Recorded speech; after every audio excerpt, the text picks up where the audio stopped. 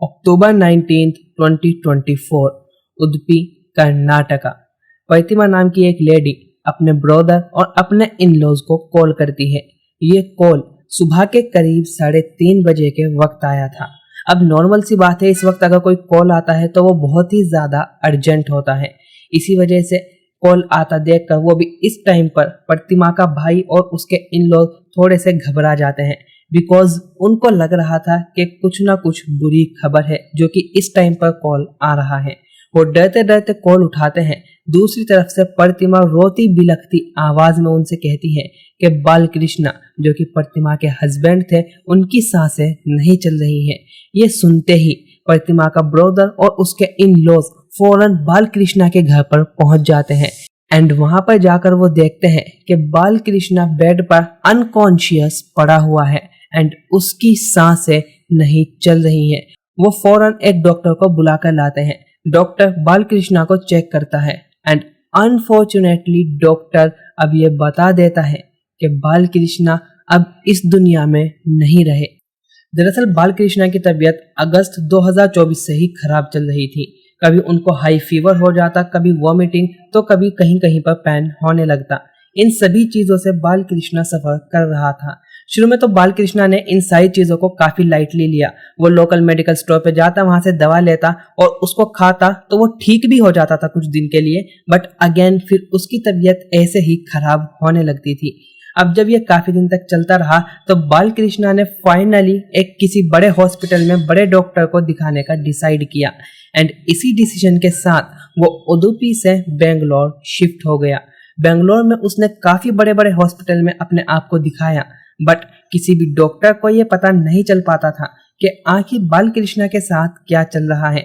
उसको ऐसे ही general medicine दे दी जाती थी जिनसे वो कुछ दिन के लिए ठीक होता, बट अगेन उसकी तबीयत फिर से खराब हो जाती। 9 अलग अलग हॉस्पिटल्स में दिखाने के बाद भी बालकृष्णा को जो उसकी प्रॉपर इलनेस थी उसके बारे में पता नहीं चल पाया था। उसके बाद फिर एक हॉस्पिटल में बालकृष्णा का कुछ सही सा इलाज होने लगा, जिससे बालकृष्णा की तबीयत में भी सुधार आने लगा। अब फाइनली बालकृष्णा और उसके फैमिली वाले काफी ज्यादा खुश थे, बिकॉज अगस्त से इतना लंबा पीरियड था जिसमें बालकृष्णा की तबीयत खराब रही थी एंड अब वो ठीक हो चुका था। उसको बेंगलोर से उडुपी लाया जाता है एंड उडुपी आते आते रात के करीब 8 बज चुके थे। सब लोग बहुत ज्यादा खुश थे, हंसी मजाक कर रहे थे, सबने साथ में डिनर किया। ये करते करते रात के लगभग 11 बज चुके थे।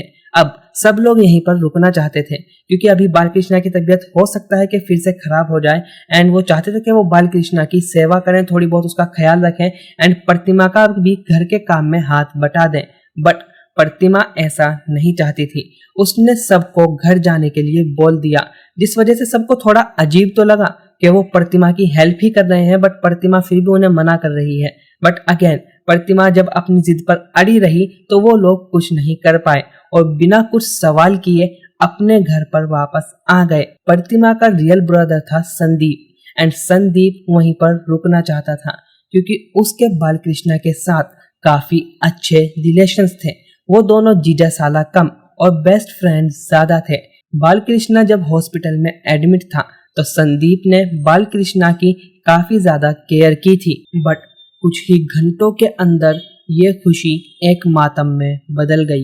किसी को भी समझ में नहीं आ रहा था कि अगर बालकृष्णा फिट नहीं था तो डॉक्टर ने उसे डिस्चार्ज क्यों किया, एंड अगर वो फिट था तो अचानक से उसकी इतनी ज्यादा तबीयत कैसे खराब हो गई कि उसकी डेथ ही हो गई। अब ये क्वेश्चन सबको परेशान कर रहा था। संदीप, जो कि प्रतिमा का रियल ब्रदर था, वो अपने जीजा बालकृष्णा की बॉडी को बड़े ही ध्यान से देख रहा था।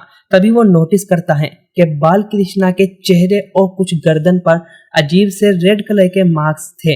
ये देखकर वो काफी ज्यादा हैरान होता है, बिकॉज जब वो बालकृष्णा को यहाँ पर छोड़कर गया था तो उसकी बॉडी पर कुछ भी निशान नहीं थे। वो बिल्कुल फिट लग रहा था। अब इसी बात से संदीप के दिमाग में थोड़ा बहुत डाउट होता है कि ये डेथ बिल्कुल भी नेचुरल डेथ नहीं है, जिस वजह से वो अपनी बहन प्रतिमा से यही सेम क्वेश्चन करता है कि जब मैं यहाँ से गया था तो जीजा जी की बॉडी पर एक भी मार्क्स नहीं था, बट अब अचानक से उनके चेहरे और उनकी बॉडी पर ये रेड मार्क्स कहाँ से आए हैं। ये सुनकर प्रतिमा थोड़ी सी डर जाती है और हड़बड़ाहट में संदीप को आंसर करती है। वो बताती हैं कि जब ये उठ नहीं रहे थे तो मैं बहुत ज़्यादा घबरा गई थी एंड उसी घबराहट में मैंने इनके सिर पर एक कांच की बोतल मार दी कि हो सकता है कि इनको थोड़ा सा दर्द हो और ये उठ जाएं। बट अगेन ये उठे नहीं और ये मार्क्स उसी बोतल से आए हैं और जो मैं उन्हें उठा रही थी उससे आए हैं। प्रतिमा का ये आंसर संदीप को बिल्कुल भी सेटिस्फाइड नहीं लगा, बिकॉज कोई पर्सन कितनी भी टेंशन में हो या फिर कितनी भी ज्यादा हड़बड़ाहट में हो, वो बीमार आदमी के सिर पर बोतल नहीं मारेगा। इस वजह से संदीप फौरन बालकृष्णा के फादर के पास जाता है और उनसे कहता है कि हमें संदीप की बॉडी का पोस्टमार्टम कराना चाहिए। बट बालकृष्णा के फादर कहते हैं कि बेटा ये तो नेचुरल डेथ है, तो इसमें पोस्टमार्टम कराने की क्या जरूरत है। जिसके बाद संदीप बालकृष्णा के फादर और वहां पर खड़े जितने भी लोग थे सबको वो रेड मार्क्स दिखाता है एंड सबको बताता है कि ये मार्क्स जब नहीं थे जब हम इन्हें यहाँ पर छोड़कर गए थे।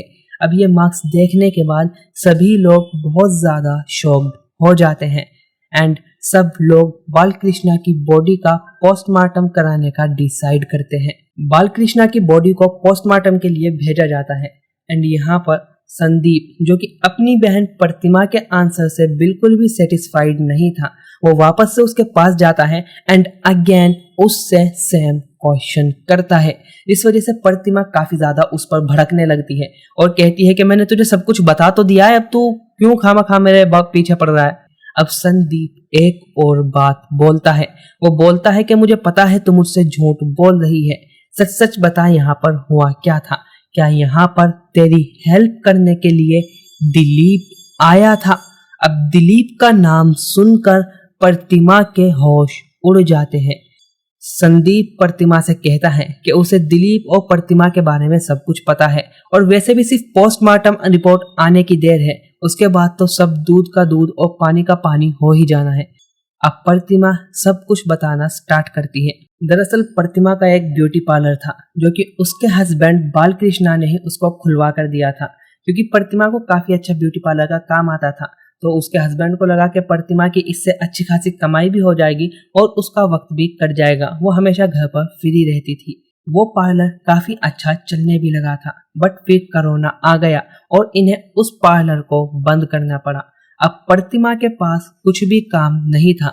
एक टाइम पे वो बहुत ज्यादा बिजी रहती थी, हर वक्त काम करती रहती थी और अब एकदम से बिल्कुल फ्री हो गई थी, उसके पास कुछ काम था ही नहीं। इस वजह से उसने सोचा क्यों ना वो भी इंस्टाग्राम पर रील्स बनाना स्टार्ट करे एंड उसने इंस्टाग्राम पर रील्स बनानी स्टार्ट कर दी। उसके कुछ अच्छे फॉलोअर्स भी बढ़ने लगे एंड उसी फॉलोअर में से एक बंदा था दिलीप। इन दोनों की शुरू में बात स्टार्ट हुई, बात हाय हेलो से स्टार्ट हुई और फिर हंसी मजाक में बदल गई और हंसी मजाक से प्यार में। अब प्रतिमा दिन रात फोन पर दिलीप से बातें करती रहती थी, कभी चैट, कभी वीडियो कॉल, तो कभी वॉइस कॉल। ये सब कुछ बालकृष्णा भी नोटिस कर रहा था। उसने प्रतिमा को काफी ज्यादा समझाने की कोशिश की बट प्रतिमा नहीं मानी। इस वजह से उसने संदीप को यह बात बताई। संदीप ने अपनी बहन प्रतिमा को समझाया एंड प्रतिमा उसकी बात मान भी गई, बट सिर्फ कुछ ही दिनों के लिए। प्रतिमा ने कुछ दिन के लिए दिलीप से बात करना बंद कर दिया, बट कुछ दिन बाद दोनों फिर से बातें करने लगे एंड अब बात इतनी ज्यादा आगे बढ़ गई थी कि ये लोग मिलने भी लगे और अब दोनों शादी करना चाहते थे। बट अगेन शादी करते कैसे, बिकॉज प्रतिमा शादीशुदा थी और इन दोनों की शादी के बीच में जो सबसे बड़ा रोड़ा था वो था बालकृष्णा। इसीलिए दोनों ने बालकृष्णा को अपने रास्ते से हटाने का डिसाइड किया।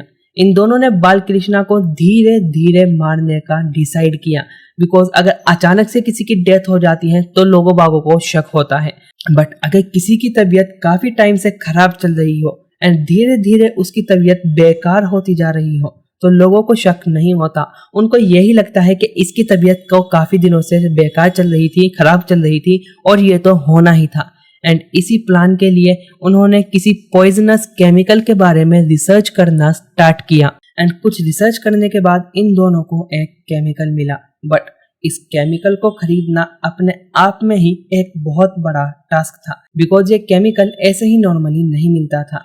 जिसके बाद दिलीप के कुछ कनेक्शंस थे जिनकी हेल्प से उसने ये केमिकल मंगा लिया एंड यहीं से प्रतिमा ने अपने हस्बैंड बालकृष्ण के खाने में धीरे धीरे ये पॉइजन उसको देना स्टार्ट कर दिया, जिस वजह से बालकृष्ण की तबीयत धीरे धीरे खराब होने लगी। बट जब बालकृष्ण बेंगलोर शिफ्ट हो गया तो प्रतिमा से दूर हो गया एंड उसको अब बिना पॉइजन वाला खाना मिलने लगा। एंड दूसरी तरफ डॉक्टर्स भी उसका इलाज कर रहे थे, इस वजह से अब वो फिर से एकदम फिट हो गया। एंड दिलीप और प्रतिमा इतने दिनों से जो मेहनत कर रहे थे वो कुछ ही दिनों में उनकी मेहनत खत्म हो गई, जिस वजह से उन्होंने अब डिसाइड किया कि जो स्लो पॉइजनस वाला आइडिया था वो तो काम नहीं किया, अब वे बालकृष्ण को से एकदम मार डालेंगे। एंड जब बालकृष्ण वापस से अपने घर उडुपी आया तो प्रतिमा ने इसीलिए सब लोगों को जल्दी जल्दी घर भेज दिया ताकि वो बालकृष्ण को मार सके। उसके बाद सबको घर भेजने के बाद प्रतिमा ने दिलीप को बुलाया एंड दिलीप सीधा प्रतिमा के बेडरूम में गया जहाँ पर बालकृष्ण सोया हुआ था। उसके बाद उसने एक तकिया उठाया और बालकृष्ण के मुंह पर जोर से दबाने लगा। प्रतिमा अपने हस्बैंड बालकृष्ण के पैरों पर बैठ गई ताकि वो ज्यादा ना छटपटाए। एंड कुछ देर तड़पने के बाद बालकृष्ण की डेथ हो गई। अब ये सब कुछ प्रतिमा ने कन्फेस कर लिया था एंड प्रतिमा को लग रहा था कि संदीप उसका भाई है तो वो उसी की साइड लेगा, बट हुआ इसका उल्टा ही। संदीप ने ये सारी बातें रिकॉर्ड कर ली थी एंड पोस्टमार्टम रिपोर्ट में भी ये बात का खुलासा हो गया था कि बालकृष्ण की डेथ गला घुटने की वजह से हुई है। हालांकि अभी इस केस का कोर्ट ने कोई फाइनल डिसीजन नहीं दिया है, बट ये केस चल रहा है।